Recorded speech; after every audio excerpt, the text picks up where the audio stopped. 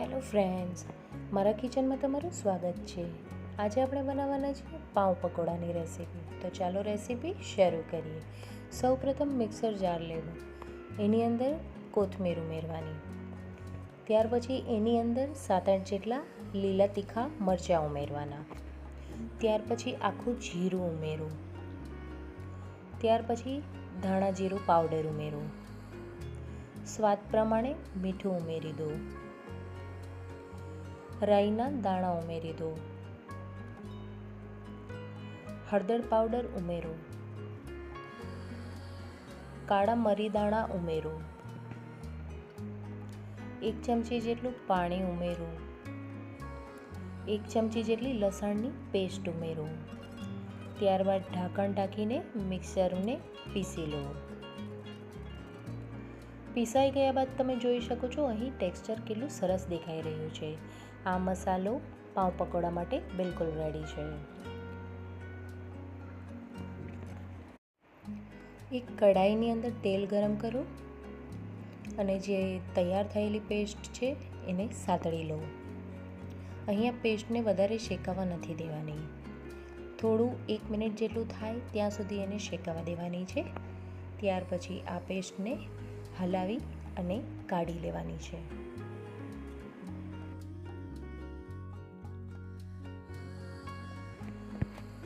તમે જોઈ રહ્યા છો અહીંયા આપણા પાઉં પકોડાના મસાલાનું ટેક્સચર કેટલું સરસ દેખાઈ રહ્યું છે. આ મસાલો પાઉં પકોડા માટે બેસ્ટ રેસીપી છે. તમે આ રેસીપી મારી જરૂરથી ટ્રાય કરજો અને મને કમેન્ટમાં જરૂર જણાવજો તમને મારો આ નવો મસાલો કેવો લાગ્યો. હવે આપણે મીઠી ચટણી બનાવવાના છીએ. મીઠી ચટણી બનાવવા માટે સૌપ્રથમ મિક્સર જારની અંદર બાફેલા આંબલી અને ખજૂરને લઈ લેવા 1 કપ જેટલા. એની અંદર ધાણા જીરું પાવડર ઉમેરી દેવાનો. એની અંદર કશ્મીરી લાલ મરચું પાવડર ઉમેરી દેવાનો. ત્યાર પછી સ્વાદ પ્રમાણે મીઠું ઉમેરો. થોડોક ગોળ ઉમેરી દો.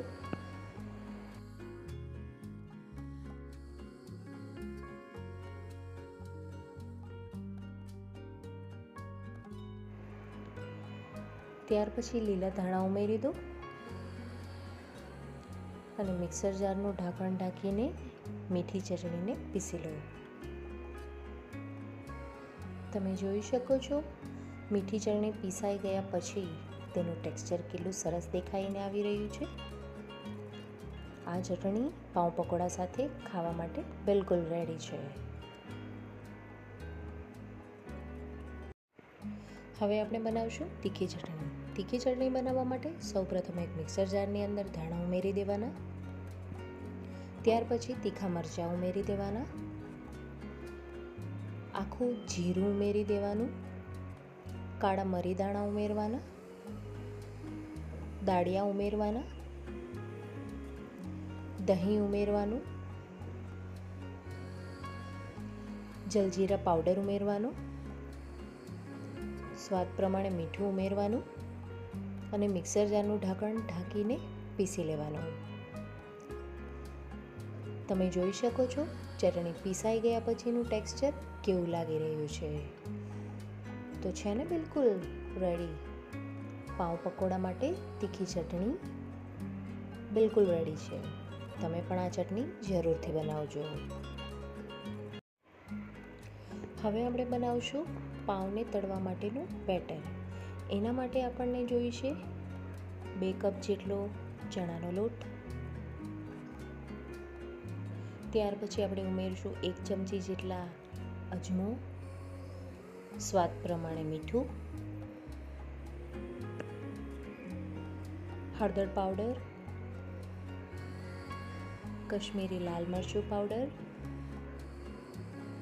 Chilli flakes. ગરમ મસાલો. લસણની પેસ્ટ. થોડાક કોથમીરના થોડું પાણી ઉમેરવાનું. ત્યાર પછી લોટને મિક્સ કરી દેવાનો.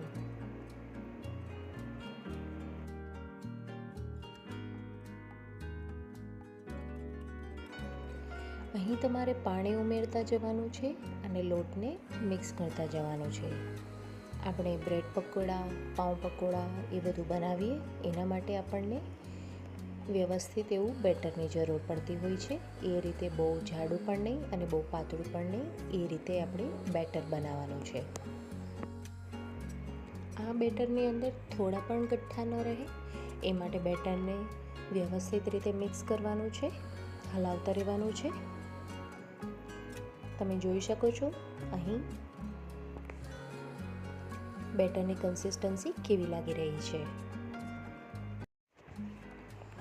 હવે આપણે પાઉંની અંદર મસાલો ભરવાની પ્રોસેસને શરૂ કરવાના છીએ. હું અહીંયા વાપરી રહી છું ઘઉંના પાઉં. તમે જોઈ રહ્યા છો મેંદા વગરના છે બિલકુલ. આ પાઉં એકદમ સ્મૂથ અને સોફ્ટ એવા છે. તમે જોઈ શકો છો પાઉં એકદમ સરસ લાગી રહ્યા છે. હું જ્યારે પણ પાઉંની કોઈ પણ રેસીપી બનાવું ત્યારે હું આ જ પાઉંનો ઉપયોગ કરું છું. એકદમ સોફ્ટ એવા આ પાઉંના આજે આપણે બનાવવાના છીએ પાઉં પકોડા. ખૂબ જ સારા લાગવાના છે અને ટેસ્ટમાં પણ ખૂબ જ સારા છે. તો ચાલો આપણે પાઉંની અંદર મસાલો ભરવાના છીએ. એના માટે આપણે પાઉંને વચ્ચેથી કટ કરી લેવાનું છે અને એની અંદર આપણે જે બટેકાના માવાનો જે મસાલો તૈયાર કર્યો એ ભરી દેવાનો છે. પાઉંની અંદર વ્યવસ્થિત રીતે સ્પ્રેડ કરી દેવાનો છે મસાલો. આ મસાલો તીખો છે કેમ કે પાઉંની અંદર સ્પાઇસી મસાલો હશે તો ખૂબ જ સારો લાગશે અને એની ઉપર આપણે જે લોટનું બેટર તૈયાર કર્યું છે એ પણ સ્પાઇસી અને ખૂબ જ સારું લાગવાનું છે ટેસ્ટમાં. તમે પણ જરૂરથી આ રેસીપી ટ્રાય કરજો. મારી ચેનલને હજુ સુધી તમે સબસ્ક્રાઈબ નથી કરી તો મારી ચેનલને જરૂરથી સબસ્ક્રાઈબ કરજો અને બેલ આઇકન દબાવજો જેથી મારી રેસીપીના વિડીયો સૌથી પહેલાં તમે જોઈ શકો. તો ચાલો હવે આપણે જે બેટર તૈયાર કર્યું હતું તેમાંથી બધા લમ્સ પણ જતા રહ્યા છે. હવે અહીં આપણે ઉમેરવાના છીએ ઈનો. થોડો જસ્ટ પિંચ જેટલો ઈનો ઉમેરીને આ લોટને મિક્સ કરી દેવાનો છે. આ લોટને હલાવતા રહેવાનું છે અને ઈનોને વ્યવસ્થિત રીતે મિક્સ કરી લેવાનો છે. તમે જોઈ શકો છો અહીં આપણું ટેક્સચર પાઉં પકોડા તળવા માટે બિલકુલ રેડી છે. તો ચાલો હવે આપણે જઈએ નેક્સ્ટ પ્રોસેસ પર.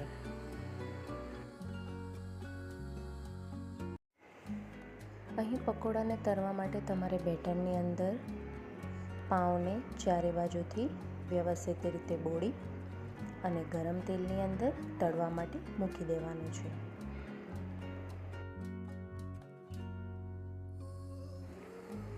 પકોડાને ચારે બાજુથી વ્યવસ્થિત રીતે તળી લેવાનું છે. એ જ રીતે બીજું પકોડું પણ બેટરમાં બોળી અને તળી લેવાનું છે. અહીં તમારે થોડું સેફ્ટીનું પણ ધ્યાન રાખવાનું કેમ કે ગરમ તેલ હોય છે, દાઝી જવાની બીક લાગે છે. ધીમે ધીમે કરવું.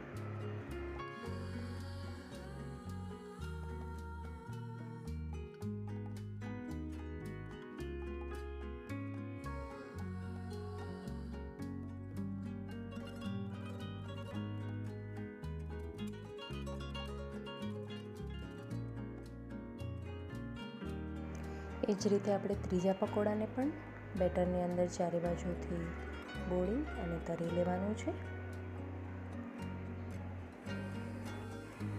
તમે જોઈ શકો છો અહીં આપણા પકોડા રેડી થઈ ગયા છે. અહીં પાઉં પકોડા બનીને તૈયાર થઈ ગયા છે. તમે જોઈ શકો છો પાઉંનું ટેક્સચર કેટલું સરસ દેખાઈ રહ્યું છે. ચારે બાજુથી વ્યવસ્થિત રીતે તળાઈ ગયા છે અને સોફ્ટ એવા પાઉં પકોડા તૈયાર થઈ ગયા છે. પાઉં પકોડાને આપણે વચ્ચેથી કટ કરી લઈએ.